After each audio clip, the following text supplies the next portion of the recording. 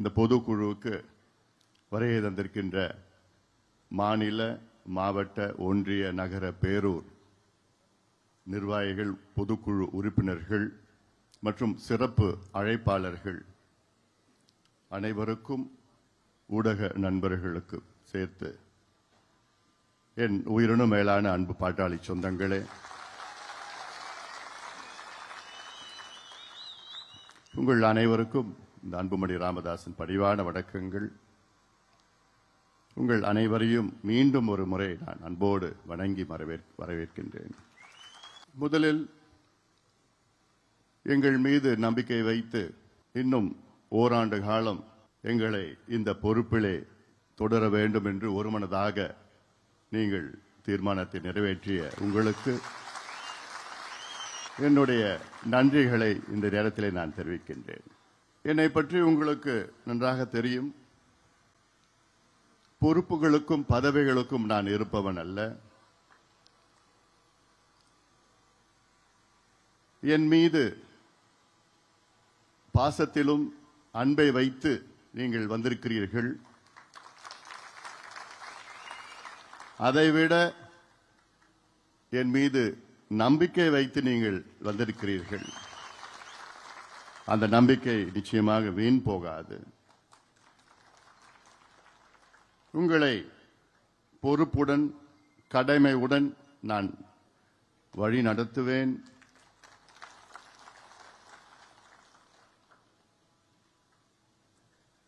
நம்முடைய இனமான காவலர், சமூக நீதி போராளி மருத்துவர் ஐயா அவர்கள் நம்முடைய வழிகாட்டி.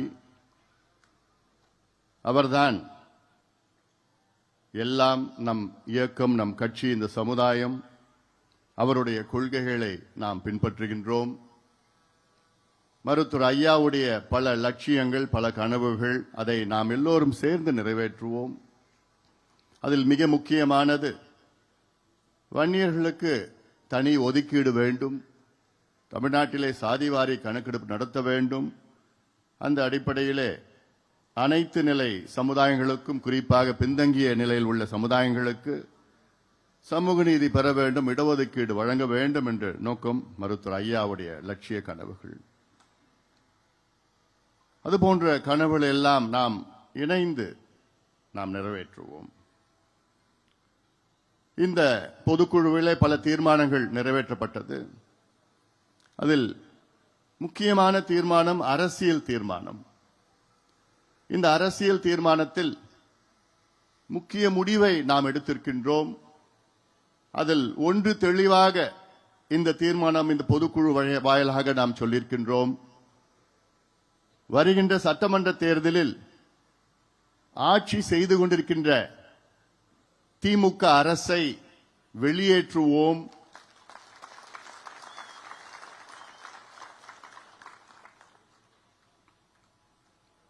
திமுக ஆட்சியை வீட்டுக்கு அனுப்புவோம் என்று அரசியல் தீர்மானத்தை ஒருமனதாக நாம் நிறைவேற்றியிருக்கின்றோம். ஆம், நமக்கு 2 இலக்குகள் இருக்கிறது. ஒன்று, யார் வர வேண்டும், அடுத்தது யார் வரக்கூடாது. இப்பொழுது நம்முடைய ஒரு இலக்கு யார் ஆட்சிக்கு வரக்கூடாது என்று தெளிவுபடுத்திவிட்டோம், முடிவாக இருக்கின்றோம். திமுக மீண்டும் ஆட்சிக்கு வரக்கூடாது என்று அதை நாம் தெளிவாக இருக்கின்றோம். அதைத்தான் நான் இந்த நடைபயணத்திலே தெரு தெருவாக, வீதி வீதியாக சொல்லி வருகின்றேன். இவர்கள் வரக்கூடாது, திமுக வரக்கூடாது, திமுக மீண்டும் வரக்கூடாது. இதில் தெளிவாக இருக்கின்றோம். அடுத்தது யார் வர வேண்டும், அது முக்கியமானது. இதை இன்னும் ஒரு சிறு காலத்திலே நாம் முடிவு செய்வோம். நல்ல ஒரு கூட்டணியை அமைப்போம், மெகா கூட்டணியை அமைப்போம், நாம் ஆட்சிக்கு வருவோம். அதில் இன்னும் ஒரு சிறு காலத்திலே அது நடைபெறும். உங்கள் மனதிலே என்ன தோன்றுகிறது என்று எனக்கு நன்றாக தெரியும். உங்களுடைய விருப்பப்படியைத்தான் அந்த கூட்டணியை நாம் அமைப்போம்.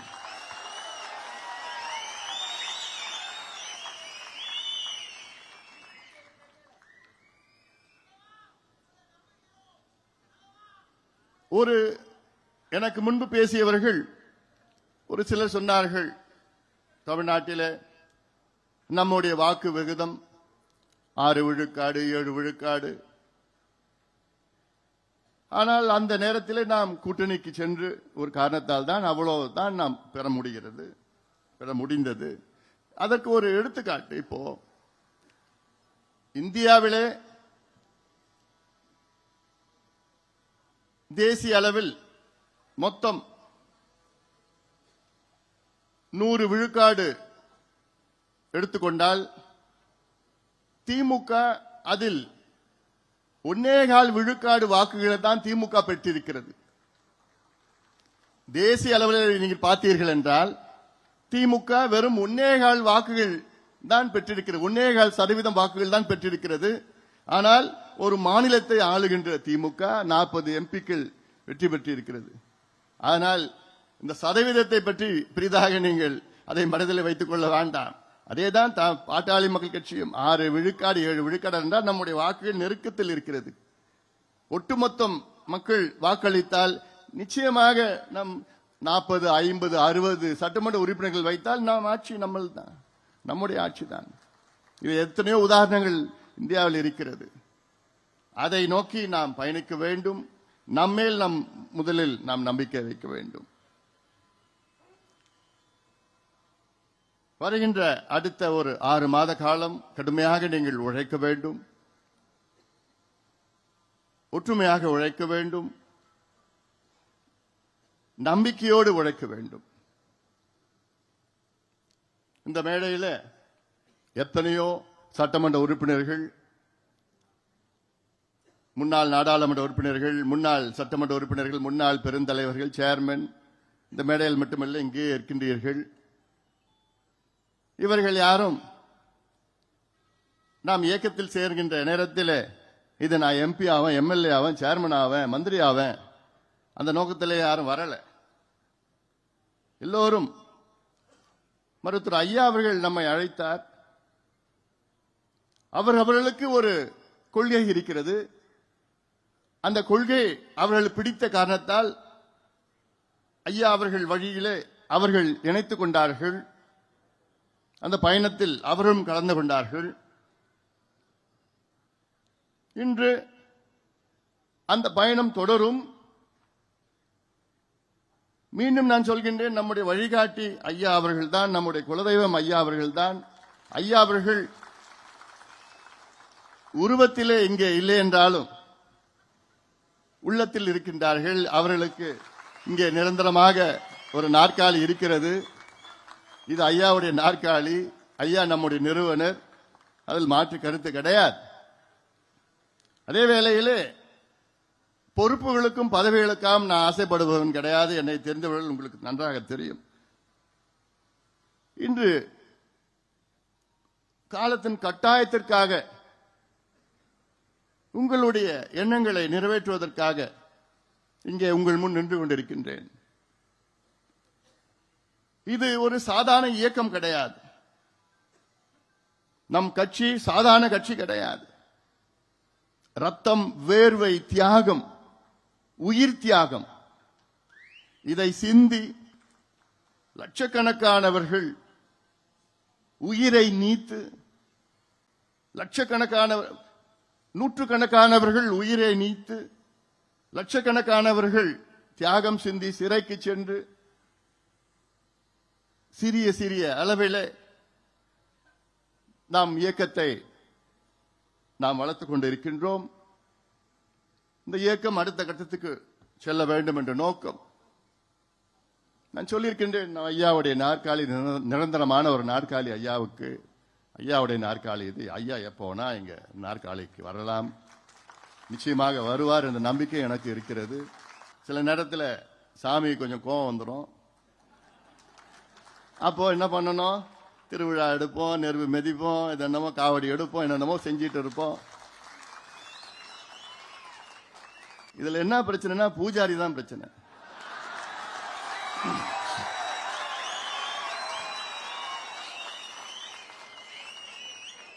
நம்ம என்னென்ன செய்யறோமோ செய்கிறோம், சாமிக்கு என்னென்ன வழிபாடு செய்யறோமோ செய்யறோம். ஆனா அந்த பூஜாரி இடையில கொஞ்சம் தடை. அதேதான் இன்னைக்கு ஐயா அவர்கள் ஒரு தேசிய தலைவர், ஒரு சாதனையாளர், ஒரு சமூக சீர்திருத்தவாதி, சோசியல் ரிஃபார்மர். ஒரு சமூக சீர்திருத்தவாதி என்பது இந்தியாவிலே அதாவது மொத்தத்தில் ஒரு 5 பேர் 6 பேர் தான் இருந்திருப்பாங்க. இப்படிப்பட்ட யாரும் இருக்கிறது கிடையாது. 6 இடஒதுக்கீடுகளை பெற்றுத் தந்தவர். நமக்கெல்லாம் அரசியல் கற்றுக்கொண்டது, சமூக நீதி என்றால் நமக்கெல்லாம் பாடம் கொடுத்தது, கற்றுக் கொடுத்தது ஐயா அவர்கள் தான். ஆனால் இன்றைக்கு ஐயா அவர்களால் இந்த இயக்கத்தை, நம் கட்சியை நிர்வகிக்க அதில் ஒரு சூழல் இருக்கிறது. இது சில செய்திகள் என்னால் வெளியில் சொல்ல முடியாத ஒரு சூழல். அந்த காரணத்துக்காகத்தான் நான் ஒன்னும் ரொம்ப பிடிவாதக்காரன் கிடையாது. நான் சொல்றது நம்ம எல்லாம் சேர்ந்து செய்யலாம்.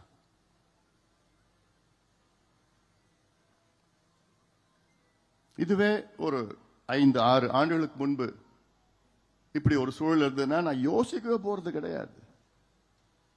எனக்கு இந்த பதவி, பொறுப்பு, அது இதெல்லாம் நிச்சயமா என் மனசுல எதுவுமே கிடையாது. எனக்கு இந்த பதவி வேணும்னா நான் 10-15 ஆண்டுகளுக்கு முன்பு நான் வாங்கிட்டு இருப்பேன், கேட்டு வாங்கிட்டு இருப்பேன். நான் ஏன்னா அவசியமே இல்லை. அதுக்காக நான் வரல, பதவி பொறுப்புக்காகலாம் நான் வரல. நான் என்னுடைய நோக்கமே இந்த சமுதாயத்தை அடுத்த கட்டத்துக்கு கொண்டு போகணும், சமுதாயத்தை வழி நடத்தணும். இந்த சமுதாயத்துக்காக தான் கட்சி தொடங்கினார், சமூக நீதிக்கு தான் கட்சி தொடங்கினார். அதுதான் அந்த அடித்தளம் தான்.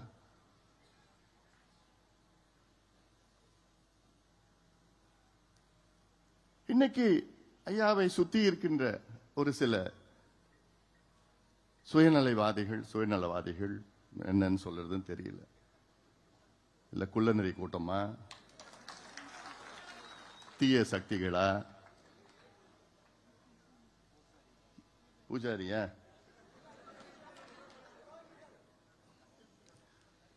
இவங்க ஒன்னும் திருப்பி மாத்தி சொல்லாததெல்லாம் சொல்லி, செய்யாத ஒன்னும் பொய்ய சொல்லி, இப்படியே சொல்லி ஒரு சில பேர், நிறைய பேர் உங்க மனசுல எல்லாம் எவ்வளவு வலி இருக்கும்னு எனக்கு தெரியுது. எனக்கு நீங்க இங்க வந்திருக்கிறீங்க, உங்க ஒவ்வொரு மனசுலயும் இந்த கண்ணு வேணுமா, இந்த கண்ணு வேணுமா என்ன சொல்லுவீங்க? 2 கண்ணு வேணும் தானே சொல்லுவீங்க. இல்ல இந்த கண்ணு தானே முக்கியம் யாராவது சொல்லுவீங்களா? உங்க வலி என்னால புரிய முடியுது. ஆனா எல்லாத்துக்கும் வேற எனக்கு வலி, எவ்வளோ வலி நான் தாங்கிட்டு இருக்கிறேன். நான் தூங்கியே எவ்வளவு நாள் ஆகுது. எவ்வளோ மனசுல நான் தாங்கிட்டு இருக்கிறேன், பாரங்களை தாங்கிட்டு இருக்கிறேன். ஆனாலும் அமைதியா இருக்கிறேன். உங்க முன்னாடி நான் சிரிச்சிட்டு தான் இருக்கிறேன்.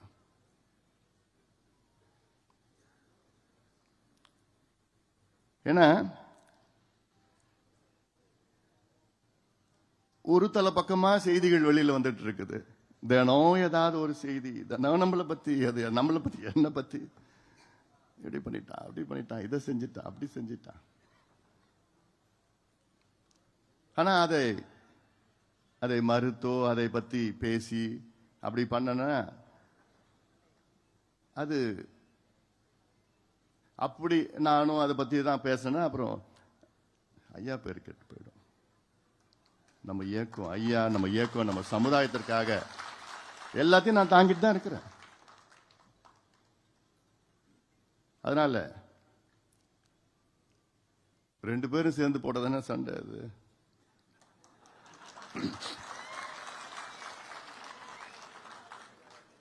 நேத்து கூட நீதிமன்றத்திலிருந்து வெளியில் வரப்போ தீர்ப்பு வந்தது. எனக்கு சுத்தமா மகிழ்ச்சி கிடையாது, சந்தோஷம் கிடையாது, வருத்தம். எனக்கு மனசுல அவ்வளவு வலியோட தான் அந்த தீர்ப்பை நான் எதிர்கொண்டேன். நான் பாலு எனக்கு ஃபோன் பண்ணி சொன்னப்போ, ஐயா நமக்கு நடத்தலான்னா, அப்படியா சரி, அவ்வளவுதான். யாருக்கு எதிர்த்து தீர்ப்பு? யார் எதிர்த்தியா அந்த தீர்ப்பு? நமக்குள்ளே ஒரு தீர்ப்பா? நமக்குள்ளே எதிர்த்து ஒரு தீர்ப்பா? அது ஒரு தீர்ப்பா?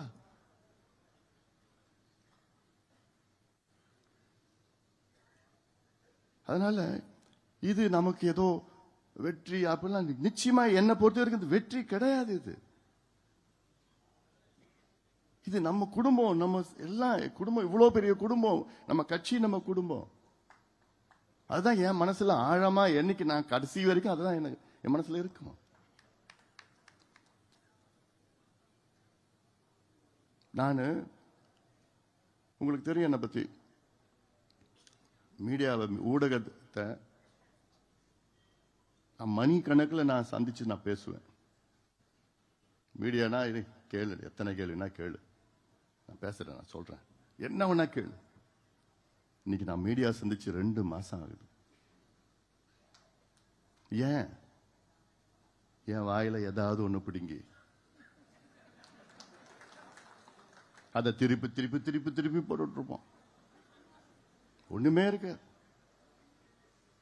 ஆனா இதே மீடியா நானும் நடக்கிறேன், திருப்போரூர்ல நடக்கிறேன், செங்கல்பட்டுல நடக்கிறேன், உத்தரமேரூர்ல நடக்கிறேன், கும்மிடிப்பூண்டியிலையும் திருவள்ளூர்லயும் அதெல்லாம் போட மாட்டாங்க, போடுறாங்க. ஆனா அதுக்கு அதெல்லாம் அவங்களுக்கு முக்கியத்துவம் கிடையாது. திருப்போரூர்ல, திருவள்ளூர், கும்மிடிப்பூண்டி பகுதியில் பாவம் அந்த மக்கள் 1704 ஏக்கரை இழக்கிறாங்க. அதுல ஒரு அம்மா, நான் போயிட்டு வந்து அடுத்த நாள் அந்த அம்மாவுக்கு ஹார்ட் அட்டாக் வந்து இறந்துட்டாங்க. அந்த என் நிலம் 3 ஏக்கர் தான், இறந்துட்டாங்க. ஐயோ என் நிலத்தை எடுத்துக்கிறாங்க, என் நிலத்தை. இதெல்லாம் செய்தி கிடையாது. ராணிப்பேட்டைக்கு போறேன், அங்க ஆயிரக்கணக்கான மக்கள் தினம் அந்த குரோமியம் கழிவுகளை நிலத்தடி நீர் மூலமா குடிச்சிட்டு இருக்கிறாங்க, சுவாசிச்சு இருக்கிறாங்க. பெர்மிசிபிள் லிமிட் ஆஃப் குரோமியம் வந்து 0.05 milligram per litre, 0.05 milligram per litre. ஆனா அங்க 277 மில்லிகிராம் பெர் லிட்டர் அங்க இருக்கு. அடையார் கேன்சர் இன்ஸ்டிடியூட்ல சொல்றாங்க அதிகமா கேன்சர் வர்றது ராணிப்பேட்டை பகுதியிலிருந்து வருது. ஆனா இதெல்லாம் ஒரு செய்தி ஊடக நண்பர்களுக்கு இல்லை. இதெல்லாம் செத்துட்டு இருக்கிறாங்க மக்கள். ஆனா உடனே எங்கேயாவது ஒரு பேட்டி, எங்கேயாவது ஒரு சின்ன இது புதாகரமாக்கி அதுல எவ்வளவு பேர் சந்தோஷப்பட்டு இருக்காங்க, எவ்வளவு பேர் சந்தோஷப்பட்டு இருக்காங்க. அதனால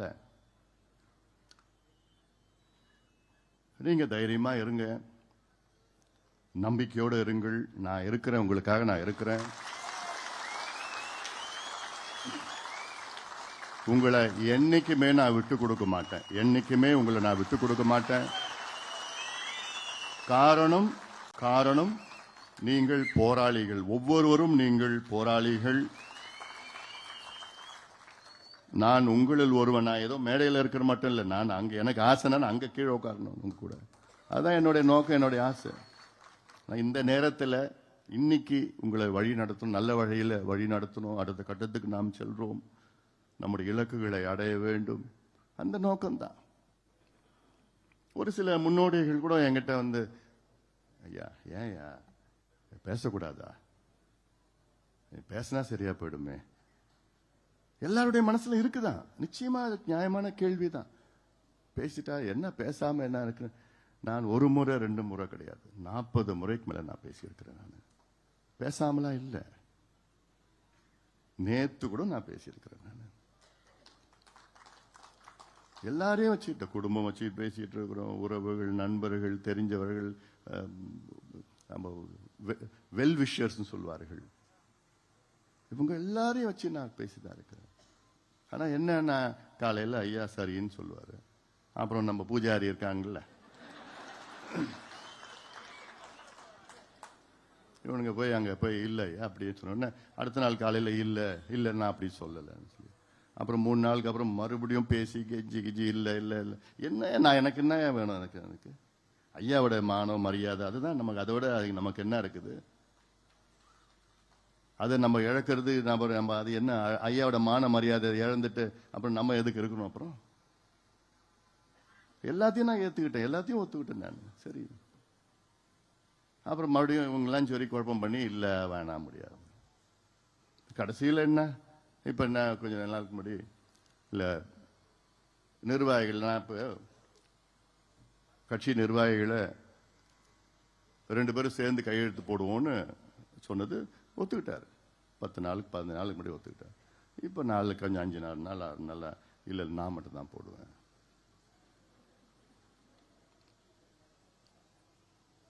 அது நான் என்னால நிச்சயமா ஒத்துக்க முடியாது. நிச்சயமா ஒத்துக்க முடியாது. ஏன்னா அது உள்ள நான் போக விருப்பம் இல்லை எனக்கு. அது எனக்கு எல்லாமே சேர்ந்து பண்ணணும். அது ஒரு கட்சி, ஒரு இயக்கம். சில பேர் சொன்னாங்க மேடையில் கூட, நிரந்தர தலைவர். எந்த இயக்கத்துக்கும் நிரந்தர தலைவர் கிடையாது, நிரந்தர நிறுவனர் தான் தலைவர். என்பது நீங்க முடிவு பண்ணுறது தான். பொதுக்குழு முடிவு பண்ணது தான் தலைவர். நீங்க யாரு முடிவு பண்றீங்களோ அவங்க தான் தலைவர். நம்ம கட்சி ஜனநாயக கட்சி. இதுல நீ தான் தலைவர், நீ தான் பொதுச் செயலாளர், நீ தான் பொருளாளர், நீ தான், அதெல்லாம் இல்ல. நம்ம கட்சி டெமோக்ராட்டிக் பார்ட்டி. பொதுக்குழு நீங்க தான் நம்ம கட்சியினுடைய பலம். நீங்க தான், you are the most powerful people இந்த பார்ட்டி. பொதுக்குழு நீங்க முடிவு பண்ணாதான். நீங்க கடந்த முறை என்னை தேர்வு செய்தீர்கள். 3 ஆண்டு காலம் எனக்கு கொடுத்தீர்கள். இன்று இன்னும் 1 ஆண்டு காலம் எனக்கு மீண்டும் தலைவர் பொறுப்பை நீங்கள் கொடுத்திருக்கிறீர்கள். அதனால இதெல்லாம் ஏன்னா எனக்கு என்னன்னா, எனக்கு எவ்வளோ ஒரு பக்கம் எனக்கு கஷ்டம், வருத்தம், தூக்கம் இல்லை. என் கண்ணெல்லாம் பார்த்தாலே தெரியுது. என்ன கேட்பேன், என்னப்பா இவ்வளோ சூப்பரா எவ்வளோ இழைச்சிட்டேன்னு கேட்பேன். நான் இழைக்கல, அது தானா இழைச்சிச்சு. ஏன்னா காலையில எழுந்தா இதுதான் ஞாபகம், தூங்குறப்போ இதுதான் ஞாபகம். என்னடா சில நேரத்தில் என்னடா நம்ம பண்ணிட்டு இருக்கிறோம், என்ன யார் கூட இந்த நேரத்தில் களத்துல திமுகவை எதிர்த்து எவ்வளவு நம்முடைய கோபம், வேகம், உணர்வு, உழைப்பு, ரத்தம் எல்லாமே அவங்க எதிர்த்து அவனை விரட்டி அடிக்கணும்னு அந்த வேகத்துல நம்ம இருக்கணும், இன்னைக்கு களத்துல இருக்கணும். ஆனா நமக்குள்ள பதிவு போட்டுக்கிட்டு, நமக்குள்ள வழக்கு போட்டுக்கிட்டு, நமக்குள்ள பேசிக்கிட்டு, விமர்சனம் செஞ்சுக்கிட்டு, நமக்குள்ள பேட்டி கொடுத்துக்கிட்டு, இதெல்லாம் என்னால தாங்கிக்க முடியல. நான் கனவுல கூட இப்படி நடக்குமா நான் நினைக்கவே இல்லை இதெல்லாம். ஆனாலும் ஏன் நான் பிடிவாதமா கிடையாது, உறுதியா இருக்கிறேன். பிடிவாதம் கிடையாது, உறுதியா ஏன் இருக்கிறேன். இது நம்முடைய அமைப்பு. இந்த அமைப்பு, நான் மீண்டும் சொல்றேன், இது ரத்தம், வேர்வை, தியாகம் சிந்தி வளர்ந்த இயக்கம். இது ஏதோ ஒருத்தர் பண்ணது கிடையாது. எல்லாமே இங்க மேடையில் இருக்கிறவங்க, நீங்க வீட்டில் இருக்கிறவங்க, கிராமத்தில் இருக்கிறவங்க, பாரு நம்ம மூத்தவர்கள், அவங்க தான் நம்ம முன்னோடிகள் சொல்றாங்களா, அவங்க தான் எல்லாமே. அப்ப அந்த காலத்தில் எல்லாமே உழைச்சி வச்சு வந்தது. அவங்களுடைய கனவு, உங்களுடைய கனவு எல்லாமே அடுத்த கட்டத்துக்கு போகணும். அதுதான் என்னுடைய நோக்கம். ஒரு சில சுயநலவாதிகள் அவங்க இதை வச்சுட்டு சம்பாரிச்சு, இதை வச்சுட்டு அது பண்ணோம் இது பண்ணோம்னா அதெல்லாம் நிச்சயமா நான் அதுக்கு வழி விட மாட்டேன். அதனாலதான் நான் உறுதியா இருக்கிறேன். பிடிவாதமா நான் இல்லை, உறுதியா இருக்கிறேன், அவ்வளவுதான். நிறைய என்னால சொல்ல முடியல, சொல்லணும்னு ஆசை, அதனால இது சொல்ல முடியல. சில பேர் தனிப்பட்ட முறையில் நான் சொல்லியிருக்கிறேன், அவ்வளவுதான். அவங்க புரிஞ்சிட்டு இருக்காங்க. அதனால மீண்டும் சொல்றேன், நான் நம்ம எல்லாம் ஒன்றாக களத்தில் இருப்போம். உங்களை எல்லாம் இன்னைக்கு பார்க்கறதுல எனக்கு ரொம்ப ரொம்ப சந்தோஷம். அவ்வளோ எனக்கு மனசுல அவ்வளோ உற்சாகம் எனக்கு. ஏன்னா நீங்க தான் கட்சி, நீங்க மற்றவர்களே வழி நடத்துவீர்கள். இங்க வந்திருக்கிறீங்க பொதுக்குழு உறுப்பினர், நீங்க தான் நம்ம கட்சியினுடைய அடுத்த கட்டத்தில் நம்ம கீழே இருக்கிறவங்க எல்லாமே நம்ம வழி நடத்தணும். நம்ம 2வது தீர்மானம் என்ன தீர்மானம்?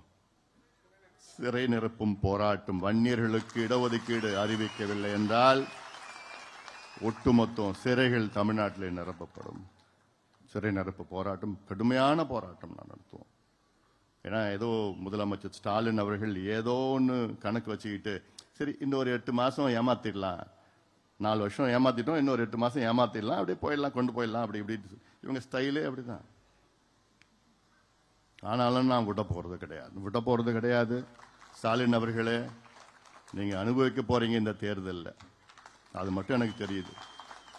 ஒழுங்கா கொடுத்துடுங்க. இப்ப கூட லேட் ஆகல. நாங்க கேட்கறது நியாயமா கேட்டோம். உச்சநீதிமன்றம் தீர்ப்பு வந்து 1226 நாள் ஆகிறது. இந்த தீர்ப்பில் தெளிவா சொல்லியிருக்கிறாங்க, தமிழ்நாட்டில் வன்னியர்களுக்கு உள்ஒதுக்கீடு கொடுக்க எந்த தடையும் கிடையாது. இதற்கு நீங்கள் சாதிவாரி கணக்கெடுப்பு நடத்தணும்னு அவசியமும் கிடையாது. இருக்கிற தரவுகளை சேகரித்து நியாயப்படுத்தி கொடுங்கள். இது வந்து உச்ச நீதிமன்றம் கொடுத்த தீர்ப்பு. இதுக்கு மேல எங்கேயுமே மேல்முறையீடு கிடையாது. உச்ச நீதிமன்றத்துக்கு மேல யாரும் கோர்ட்டுக்கு போக முடியாது. அப்படிப்பட்ட உச்ச நீதிமன்றமே தீர்ப்பு கொடுத்துட்டு பண்ணுங்க. அந்த தீர்ப்பை வைத்து தான் இப்பொழுது பிற்படுத்தப்பட்ட ஆணையம் பேக்வர்ட் கிளாஸ் கமிஷனா அமைச்சாங்க. அந்த பேக்வர்ட் கிளாஸ் அமைச்சுக்கிட்டு அதுல வந்து ஒரு ஜிஓ பாஸ் பண்றாங்க. என்ன, உச்ச நீதிமன்றம் தீர்ப்புல 68 பேராகிராஃப் 73 பேராகிராஃப் வைத்துத்தான் இதற்கு வன்னியர்களுக்கு உள்ஒதுக்கீடு கொடுக்க பரிந்துரை செய்யுங்கள். எவ்வளவு நாள்ல? 3 மாசம். நாங்க உற்சாகமா இருந்தோம். 3 மாசத்துல வந்துடும் ஐயா, எப்படியாவது இந்த பிள்ளைங்களுக்கு படிப்பு கிடைச்சிடும் ஐயா, எப்படியாவது வேலை கிடைச்சிடும், டிஎன்பிசில வந்துடும், எப்படியாவது வந்துருவாங்க டாக்டர், சந்தோஷமா இருக்கு. 3 மாசம் சரி பரவாயில்ல.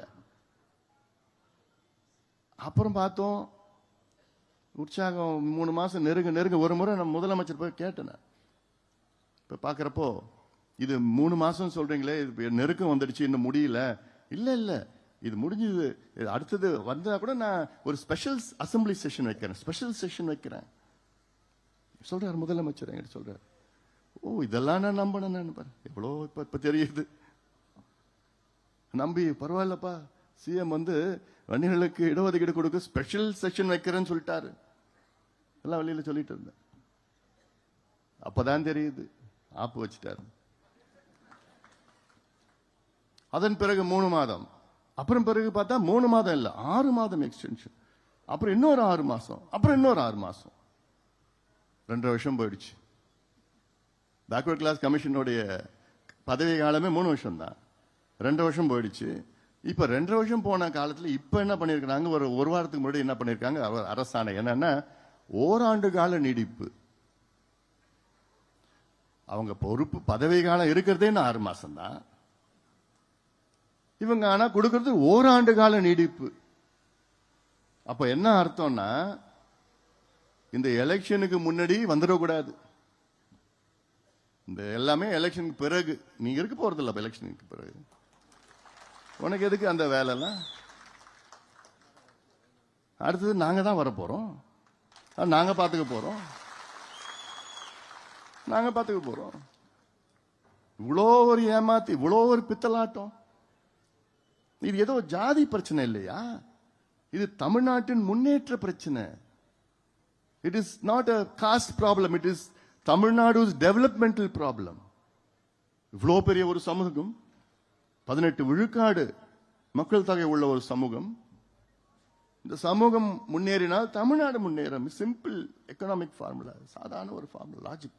ஆனா இந்த சமுதாயம் வளரக்கூடாது, இப்படியே அடிமையா இருக்கணும், குடிகாரனா இருக்கணும், கஞ்சா பயன்படுத்தணும், படிப்பறிவு இல்லாம இருக்கணும், குடிசையில வாழணும், ஆடு மாடு மேய்க்கணும், ஓட்டு மட்டும் போடணும்.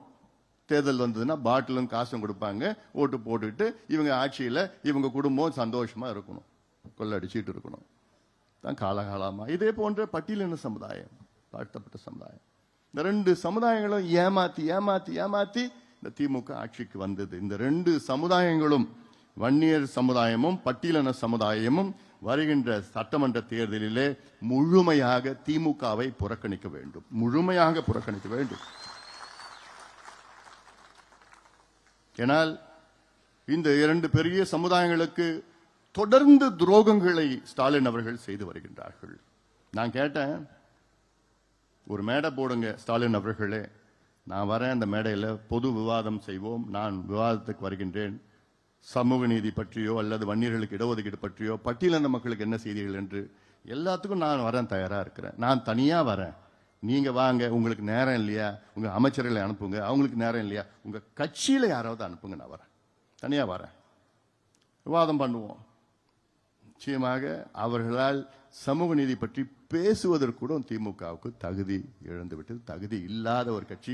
சமூக நீதியின் விரோதிகள் திமுக, சமூக நீதியின் துரோகி திமுக, வன்னியர்களின் துரோகி விரோதிகள் திமுக.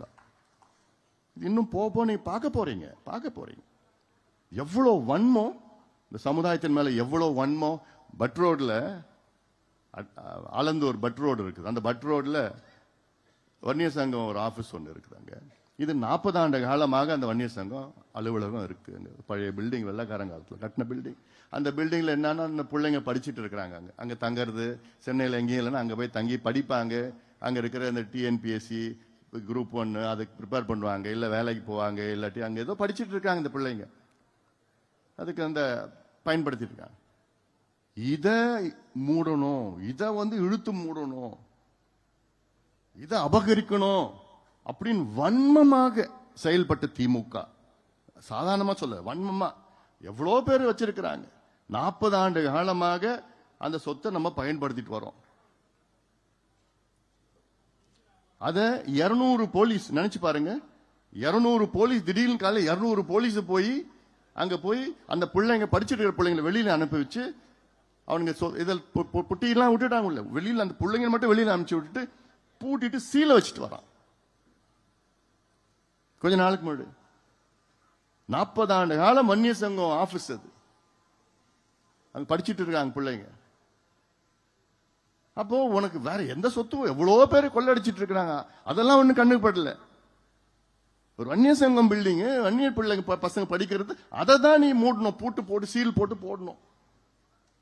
எங்கிருந்தே வந்தது இந்த சமுதாயத்து மீது இவ்வளவு வன்மம், இவ்வளவு கோவம் இந்த சமுதாயத்து மேல? என்ன ஏன் என்ன உனக்கு என்ன துரோகம் பண்ணாங்க இந்த சமுதாயம்?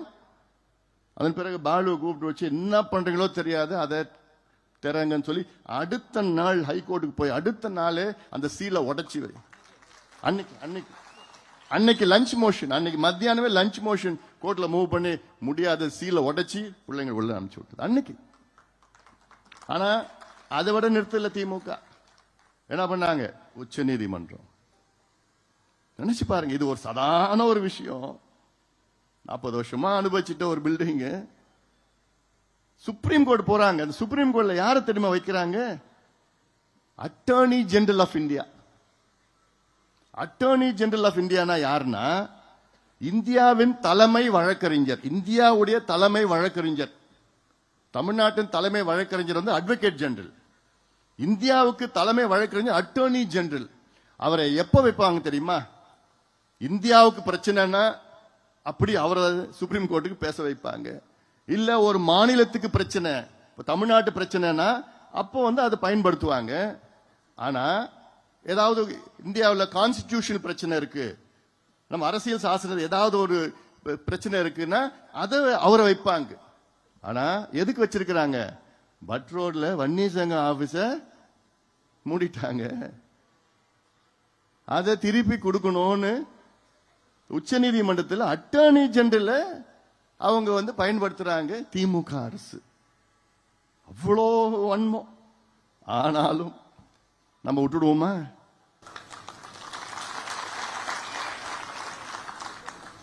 நம்மளும் வச்சோம். யாரு? ஒரு நல்ல அட்வொகேட், அவ்வளவுதான். அவ்வளவுதான் நம்மளால முடியும். ஏன்னா நியாயம் நம்ம பக்கம் இருக்கு. 4 நாளுக்கு முன்னாடி பாலு டெல்லிக்கு அனுப்பிச்சு விட்டேன், போனார், சுப்ரீம் கோர்ட்டு போனாரு. இன்னும் கொஞ்சம் ஒரு சீனியர் அட்வொகேட், அவ்வளவுதான். அவரை வச்சு சுப்ரீம் கோர்ட்ல தெளிவா சொல்லிட்டாங்க, நம்பா இது ஸ்டேட் கவர்மெண்ட் தான், இல்ல டெம்பிள் போர்டா, இல்ல கண்டோன்மெண்டா, இது எதுவும் தெரியாது. தெரிகிற வரைக்கும் வன்னியர் சங்கம் கிட்டே இருக்கட்டும்.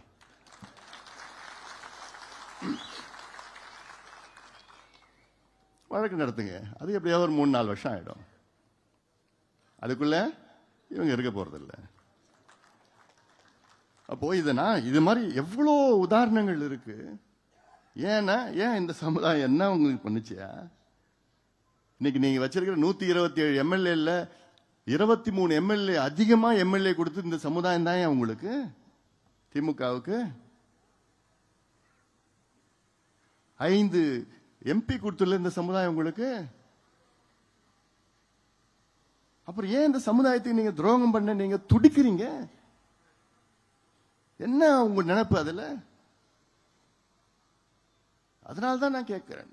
சட்டம் இருக்குது, அதிகாரம் இருக்கிறது, எல்லாம் இருக்குது. ஆனா மனசு மட்டும் ஸ்டாலின் அவர்களுக்கு இல்ல. இந்த சமுதாயம் வளரக்கூடாது, முன்னேறக்கூடாது. இது மட்டும் இல்ல, பட்டியலின சமுதாயம் வளரக்கூடாது, முன்னேறக்கூடாது. இதே நோக்கம்தான்.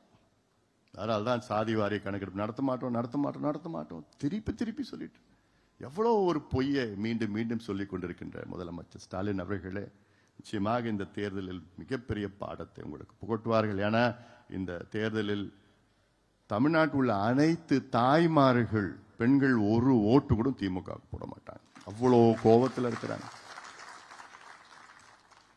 பெண்களுக்கு பாதுகாப்புனா, பெண்கள்னா என்ன, சின்ன பிள்ளைகளையா, பெண் பிள்ளைகள், 4 வயசு பெண் குழந்தைகளுக்கு பாதுகாப்பு இல்லை, 8 வயசு பெண் குழந்தைகளுக்கு பாதுகாப்பு இல்லை. தினம் செய்திகள் வந்துட்டு இருக்கு. கேட்டா நாங்க ஒவ்வொரு சம்பவம் நம்ம எப்படி நாங்க காப்பாத்துவோம், ஏதோ அங்கங்க நடக்குது. அங்கங்க எப்படியா நடக்கும்? அந்த சூழலை நீங்க ஏற்படுத்திருக்கிறீங்கல்ல. குடிச்சிட்டு கஞ்சா அடிச்சுக்கிட்டு எங்க பார்த்தாலும் கஞ்சா கிடைக்குது, எங்க பார்த்தாலும் அபின், காக்கைன், ஹெரோயின், போதைப் பொருட்கள் கிடைக்குது, எங்க பார்த்தாலும் மது கிடைக்குது. போதையெல்லாம் அவன் என்ன பண்றான்னு அவனுக்கு தெரியல, மிருகமா மாறிடுறான். அப்புறம் ஏன் அதை விற்க வைக்கிறீங்க? ஏன் நீங்க விற்கிறீங்க? ஏன் அனுமதிக்கிறீங்க? அதெல்லாம் நான் சொல்றேன், மீண்டும் சொல்றேன், என்கிட்ட ஆட்சி இருந்ததுன்னா இது போன்ற ஒரு சம்பவம் நடக்காது. ஏன்னா ஒண்ணு, மது இருக்காது, போதைப் பொருட்கள் இருக்காது. அதை மீறி யாராவது இப்படி பண்ணிக்கின்னு ஒருத்தம் பண்ணா போதும், முடிச்சிடணும். அவ்வளவுதான். ஒருத்தனை முடிச்சுட்டா அடுத்தது யோசிப்பானா, ஐயோ நம்மளெல்லாம் உள்ளெல்லாம் தள்ள மாட்டான், முடிச்சுடுவான். அந்த பயம் இருக்கணும் யா. அந்த பயம் இருந்தாதான் யா இந்த மிருகங்கள்லாம் அடங்கி கிடக்கும். அந்த பயம் இருக்கணும். இதுதான் ஏன் செய்யணும். இதுக்கு தைரியம் வேணும் யா, இதுக்கு தில்லு வேணும். இவங்க கிட்ட இருக்குதா? இருக்குது.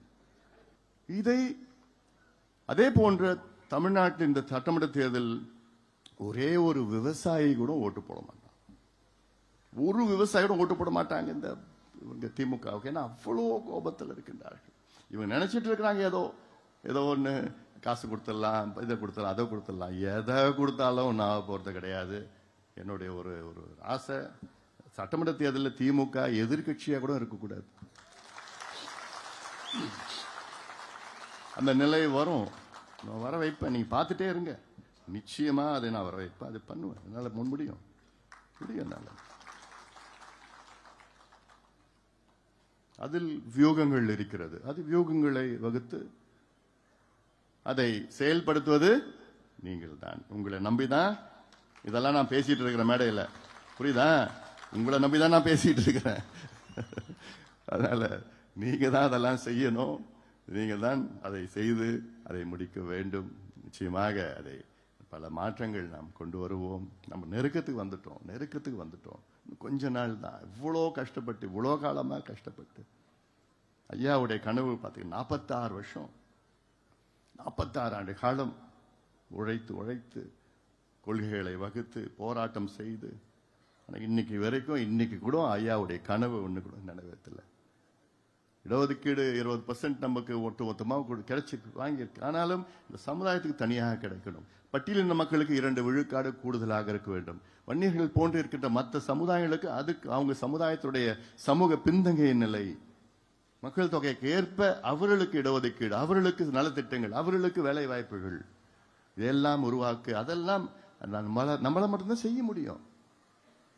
ஏன்னா நமக்கு அது உணர்வு பூர்வமா நமக்கு நம்ம டிஎன்ஏல இருக்கு, ரத்தத்தில் இருக்கு, டிஎன்ஏல இருக்குது. இதெல்லாம் செய்யணும், அந்த மக்களுக்கு செய்யணும்னு என்னோட டிஎன்ஏல இருக்கு.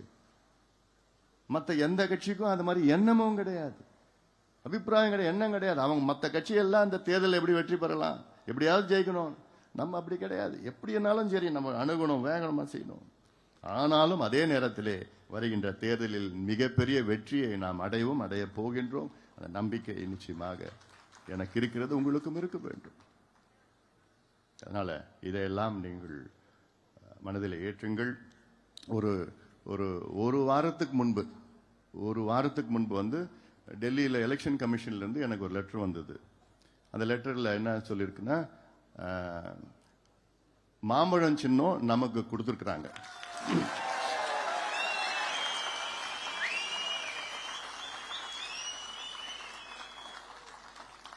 டி நகர், என்னுடைய டி நகர் ஆபீஸ் 10 திலக் ஸ்ட்ரீட்னு இருக்கு. அந்த லெட்டர் வந்து அதில் நமக்கு மாம்பழம் சின்னம் நம்ம கொடுத்துருக்குறாங்க. அந்த மாம்பழம் சின்னத்தை பயன்படுத்தி நம்ம பீகார் சட்டமன்ற தேர்தல், தமிழ்நாடு சட்டமன்ற தேர்தல், பாண்டிச்சேரி சட்டமன்ற தேர்தலில் நம்ம போட்டியிடலாம்னு சொல்லிட்டு நம்ம கொடுத்துருக்காங்க.